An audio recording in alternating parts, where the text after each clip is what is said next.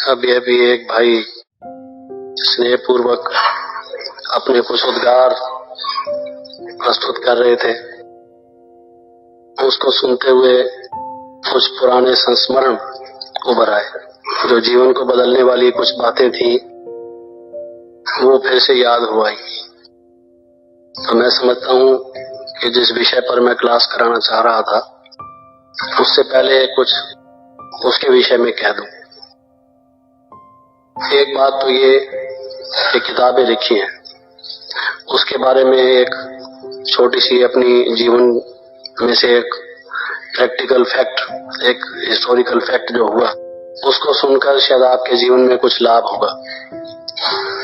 एक बात तो ये कि जब मैं पहले इसी ईश्वरीय विश्वविद्यालय में आया, ये 1952 की बात है, थोड़ा ही समय के बाद बाबा ने मुझे आदेश भेजा लिखकर पत्र में कि इस ईश्वरीय विश्वविद्यालय की जो शिक्षाएं हैं उसको संक्षेप में एक पुस्तक आकार रूप में लिखना है।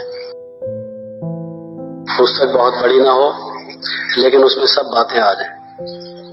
तो बाबा का ये आदेश प्राप्त करके मैंने प्रथम प्रयास किया, लिखना शुरू किया। जब उस किताब को लिख लिया, क्योंकि उन दिनों कोई ऑफिस नहीं था, कोई असिस्टेंट नहीं था, कोई टाइपराइटर भी नहीं था और कोई मेज कुर्सी भी नहीं थी। एक कमरा था, पहला जो सेंटर खुला था कमला नगर में, जिसमें बहनें बैठती थी और जो जिज्ञासु वहां आते उनको वो कोर्स देती थी। तब बड़ी दीदी जी जिन्होंने शरीर छोड़ दिया वो भी वहां थी और भी बहुत सी बहनें, मनोहर इंदिरा बहन तथा अन्य बहुत सी बहनें वहां थी। एक गरीब बहनें रहती थी, मैंने एक बहन को दिखाया तो उन्होंने उसमें काफी परिवर्तन कर दिया, काट फाट दिया उसमें, और एकदम मेरे ख्याल में मेरा तो बहुत थोड़ा ही लिखा हुआ रह गया, उन्होंने काफी कुछ चेंज कर दिया। मेरी बहुत श्रद्धा थी, भावना थी, मैं रिगार्ड करता था, समझता था कि मैं तो अभी बहुत छोटा हूँ, नया हूँ, अभी आया हूँ और ये बहनें इन्होंने बाबा को पहचाना है, जो ये कहती हैं वही फाइनल है, वही ठीक है। मुझे फेयर करने के बाद फिर दूसरे को दिखाता तो उनमें से कई लोग कमेंट्स करते कि आपकी भाषा कैसी है। उनको मैं ये भी नहीं कह पा सकता था कि ये मेरी भाषा नहीं है, इससे पहले इसमें 12 लोगों की खिचड़ी भाषा है, ये मेरी भाषा। खैर जैसे कैसे वो पास कराने के बाद वो भी 8-10 व्यक्तियों से पास कराया गया। फिर मैंने उसको थोड़ा भाषा को भी चेंज किया क्योंकि लोग उस पर भी कमेंट्स करते थे। तो उसको कराने के बाद फिर बाबा ने कहा, दूसरे लोग आ गए इसी बीच में और सेंटर के, तो फिर तीसरे लोग आ गए। इस तरह से सेंटर्स के लोग आते जाते और मैं उनको दिखाता जाता। तो मैं लिखने में ही लगा रहा। मैंने सोचा कि सारी उम्र मेरी इसी में ही कट जाएगी, शायद किताब छपेगी या नहीं छपेगी, जो भगवान को मंजूर होगा वही होगा। इस बात से मैं चल रहा था। वो कहते हैं होप सस्टेन्स लाइफ, आशा लेके आगे बढ़ रहा था कि जो कुछ भी होगा, मुझे बाबा ने आदेश दिया है, मैं उस कार्य को कर रहा हूँ। फिर बाबा ने मम्मा को और एक बड़े भाई थे, उन दोनों विश्व किशोर, शरीर छोड़ गए वो, और एक भाई और थे, तो उन तीनों को कहा कि आप बैठ के ये फाइनल करो कि ये किताब छपनी है कि नहीं छपनी। अब ये मंजिल आगे कि छपनी भी है कि नहीं छपनी। आमतौर से तो पहले ये फाइनल होता है कि हाँ किताब छपनी है या नहीं छपनी, उसके बाद लिखना शुरू होता है, लेकिन यहाँ लिखने के बाद फाइनल होना था कि छपनी है या नहीं छपनी।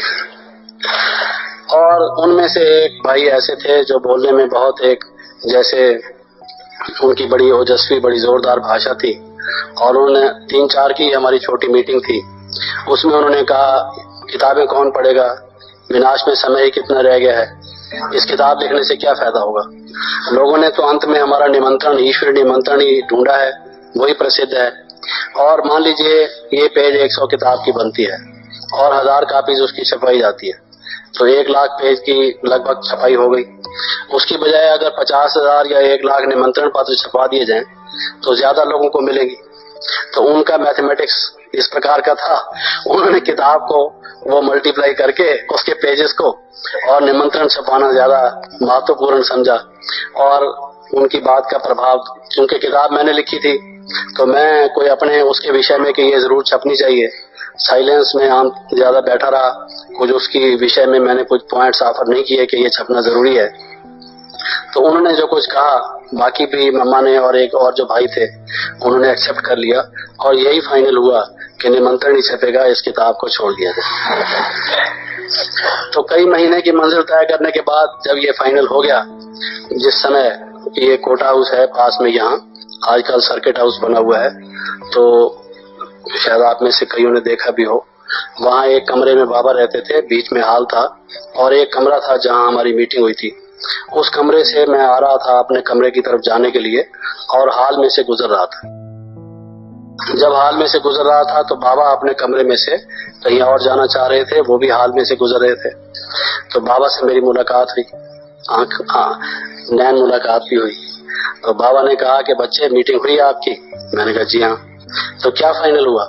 तो मैंने कहा बाबा ये फाइनल हुआ कि उन्होंने कहा कि किताब छपाने की कोई जरूरत नहीं, उसकी बजाय निमंत्रण पत्र छपा दिए थे। तो मुझे वो दिन याद है, बाबा ने बहुत प्यार किया मुझे, बाकी पहनी और बगलगीर हुए बाबा, एम्ब्रेस किया बाबा ने और प्यार करते हुए कहा कि बच्चे बाबा कहता है कि तुम जाके किताब छपो और आज के बाद तुम जो कुछ लिखोगे किसी से पास कराने की जरूरत नहीं। बाबा ने तुम्हें विल दे दिया, अथॉरिटी दे दिया है, तुम्हारा लिखा हुआ पास होगा और आज के बाद तुम बिना किसी से पूछे, बाबा को भी दिखाने की जरूरत नहीं, तुम जाके छपवा दिया करो। तो वो दिन मुझे याद आता है, शायद मेरे सब्र की परीक्षा थी या जिन्होंने ज्ञान औरों ने प्राप्त किया हुआ था उन्होंने कहाँ तक ज्ञान क्या समझा है ताकि मेरे भी मैच्योरिटी आ जाए, दूसरे लोग क्या कहते हैं क्या होना चाहिए, उससे शायद मेरी आगे उन्नति होगी। ये उस बाबा उस मंजिल में से पास करना चाहते हो, या दूसरों को अगर मैं ये लिखने जा रहा हूँ कि हमारे जीवन में परमात्मा में विश्वास होना चाहिए, हमें सोल कॉन्शियस रहना चाहिए या धीरज रखना चाहिए अपने जीवन में, लिख तो दूं और मेरे अपने जीवन में ना हो, उस लिखने का क्या फायदा होगा। तो शायद बाबा ने ये सोचा होगा कि पहले अपने इसके जीवन में ये चीजें आ जाएं। तो ये बाबा जानता है कि बाबा के मन में क्या था, मुझे इस मंजिल से क्यों मैं गुजरा। लेकिन एक बात इसलिए मैंने बताई आपको कि बहुत दफा हम अधीर उठते हैं, किसी न्यूज़पेपर में कोई लेख भेजते हैं, किसी मैगजीन में कुछ छपवाना चाहते हैं या यज्ञ में कोई कार्य करना चाहते हैं, अगर हमसे बड़े कई दफा वो उस चीज को अस्वीकार कर देते हैं तो हम हिम्मत हार जाते हैं। अपनी रचना हर एक को अच्छी लगती है। मैं भी जब पढ़ता था जो मैंने लिखा था तो मैंने सोचा था तो ये ठीक लिखा हुआ है, लेकिन लोग कहते थे कि ठीक नहीं लिखा हुआ, तो मैं उनकी बात मान लेता था। कहने का भाव ये है कि अगर हम निराश या हताश न होकर कोई कार्य करते चले जाएं और ये समझें कि इसमें भी हमारा भला है, हमें कुछ सीखने को मिलेगा, तो इससे आगे चलकर जैसे कहते हैं सहज पके सो मीठा हो, आगे जाके उसमें वो मिठास भर जाता है, वो उन्नति आ जाती है। मैंने तो ये नहीं सोचा था कि बाबा अभी आज ही मीटिंग से उठते ही मुझे कह देंगे कि बच्चे आपको विल दे दी। ये शब्द हैं बाबा के कि बाबा ने कहा।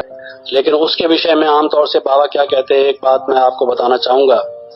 जब मैं शुरू में आया था तो पढ़ी तो बहुत थी किताबें, उसकी वजह ये थी कि भगवान की तलाश थी और उस सर्च में मैंने जो दर्शन है या आध्यात्मिक पुस्तकें हैं मालूम नहीं कितनी पढ़ी होंगी। दिन रात यही काम मैं करता रहा कि किसी तरह से मुझे इस विषय में सत्य का बोध हो, सत्य का ज्ञान हो। लेकिन जब मैं आया तो बाबा की जो मुरलियां चलती थी, जब मैं सामने बैठा होता या ना भी बैठा होता मुझे वहां मिलती, तो उसमें बाबा कहते हैं कि ये जो भक्ति मार्ग का ज्ञान है ये भूसा है, बच्चे इस भूसे को बुद्धि से निकालो, तुम्हारी बुद्धि में भूसा भरा हुआ है। और सिर्फ ये भी नहीं कि बाबा ये कहते हैं भूसा भरा हुआ है। तो एक अनुभव तो मैंने आपको वो बताया कि बाबा ने जब मुझे एम्ब्रेस करके ये कहा कि आज तुम्हें दिल देता हूँ, और दूसरा अनुभव उस वक्त सोचिए कि मैं अगर सामने बैठा हूँ और बाबा कहते हैं कि भक्ति मार्ग का ज्ञान भूसा है और इस बच्चे की बुद्धि में भूसा भरा हुआ है, तो वो मेरा अनुभव क्या होगा, वो भी आप सोचिए। और अगर इतना ही बाबा कह देते तो भी काफी था, लेकिन बाबा यहाँ तक भी नहीं, बल्कि बाबा ये कहते कि भूसा एक ऐसा भी होता है जो गाय भैंस को खिला दिया जाता है। ये भूसा तो सड़ा हुआ है जो खिलाया भी नहीं जा सकता, ये भूसा तो जलाने के योग्य है। ये उतनी भी कीमत का भूसा नहीं है कि जो किसी को चारे में किसी मवेशी को पशु को खिला दिया जाए। तो उस वक्त मेरी क्या स्थिति होती होगी कि I should get rid of it, ये मैं इसको भूलूं। तो कोई 15,000 किताबें पढ़ी हैं या 1 लाख किताबें पढ़ी हैं, वो कोई क्रेडिट नहीं है, बल्कि ये तो एक बर्डन है, एक लोड है जिसको भुलाना है। ये ठीक है कि उससे आने से पहले जो हमने पढ़ा वो इस ज्ञान का उससे कंट्रास्ट हो गया, और इस ज्ञान को समझने में हमें आसानी हो गई। लेकिन बाबा के जो महावाक्य हैं उसके विषय में कहे हुए, वो भी मैं आपको बता दूं कि बाबा ने उसके विषय में क्या कहा। और तीसरी बात जहां उस भाई ने कपड़ों के लिए कही कि ढीला सा कुर्ता पहन लिया था, थोड़ा सा वो भी आपको बता दूं कि उन दिनों में जब मैं इस ईश्वरीय विश्वविद्यालय में आया तो मैंने आपको बताया कि कैसे हालात में हम लोग रहते थे, और न कोई कुर्सी थी, न मेज थी, न हम लोग चारपाई पर सोते थे, छत पर कभी ऊपर गर्मी में सोते थे, सीमेंट की छत पर इतनी गर्म होती थी लगता था तवे पर सो गए हम रात को, क्योंकि कोई इस प्रकार के साधन नहीं थे। और मैं समझता हूँ कि बहुत मीठे दिन थे, वो अच्छे दिन थे जिन्होंने हमें हर एक बात का अनुभव करा दिया, परिस्थितियों का। और भोजन वगैरह की बातें भी आमतौर से अनुभवी बहने पुराने उस जमाने की बताती हैं। लेकिन कपड़े की बात ये कर रहे थे तो बात एक ऐसी थी कि मैं जब लौ के घर से आया था कुछ कपड़े ले आया था, जैसे ही आया था, कोई लाम लंगूर होकर तो नहीं आया था, कपड़े तो पहन कर गया था। तो वो आखिर थोड़े समय के बाद फट गए और उसमें से 3 जोड़े सिर्फ मेरे पास रह गए कपड़ों के। और वो जो पजामे थे, आपको मालूम है तंग 500 के जो पजामे होते हैं वो यहाँ से ज्यादा फट जाते हैं और कई दफा धुलने के बाद यहाँ से उनके धागे निकलना शुरू हो जाते हैं। ऐसे ही कुर्तों के यहाँ का होता है हाल। तो वो ऐसी ही हालत थी कि वो पजामे की ऐसी खस्ता हालत थी कि जब मैं कभी कुर्सी पर बैठूं तो जब तक मैं उनको ऐसे ना उठाऊं, अगर गलती से मैं ऐसे बैठ जाऊं तो फट जाते थे। तो मुझे बैठने से पहले ये ध्यान रखना पड़ता था कि मेरे बैठने से फटना है, क्योंकि कई जगह से वो सिले हुए थे। तो एक दफा चित्रकूट में एक धार्मिक सम्मेलन था, अखिल भारतीय सर्वधर्म सम्मेलन था। बाबा ने मुझे वहां भेजा और कानपुर में मुझे पहले वहां जाना था। कानपुर में मैं जैसे ही उतरा, क्योंकि पहले गाड़ी में जब रात भर सफर करके आया तो एक जोड़ा तो मेरा खराब हो गया था गाड़ी में ही। फिर जब वहां स्टेशन पर उतरा, सुबह का अर्ली मॉर्निंग का टाइम था, तो नहा धो के दूसरा जोड़ा पहन लिया कि एक जोड़ा तो मैंने गाड़ी में पहना हुआ था, और जब उतरने से पहले नहा धो के दूसरा जोड़ा पहन लिया और एक ही जोड़ा सिर्फ मेरे पास रह गया था। फिर वहां जाने के थोड़े टाइम के बाद जब प्रोग्राम वगैरह हुए, शाम को वहां कोई उत्सव था, तीसरा जोड़ा वहां पहन लिया। अब अगले दिन के लिए तो मेरे पास कुछ भी नहीं रहा। तो फिर हमें नेक्स्ट डे चित्रकूट जाना था। तो वहां पर रात को मैंने वहां जहां मैं ठहरा हुआ था उनको मैंने कहा कि मुझे वस्त्र धोने हैं। तो उन्होंने कहा कि अभी रात को आप थके हुए होंगे, आपने ट्रेवलिंग भी की है और फिर कल तो वहां जाना भी है जल्दी सुबह को, इसलिए आज इसको छोड़ दीजिए।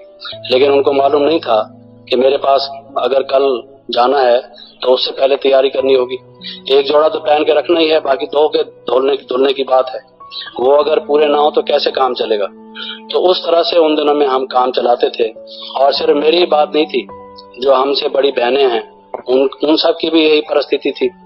तो बाबा ने जो ये एक स्लोगन दिया हुआ है, बेगर टू प्रिंस, कि बच्चे ये बेगरी लाइफ में पहले आएंगे फिर प्रिंस बनेंगे, तो उसका भी अनुभव बाबा ने कराया।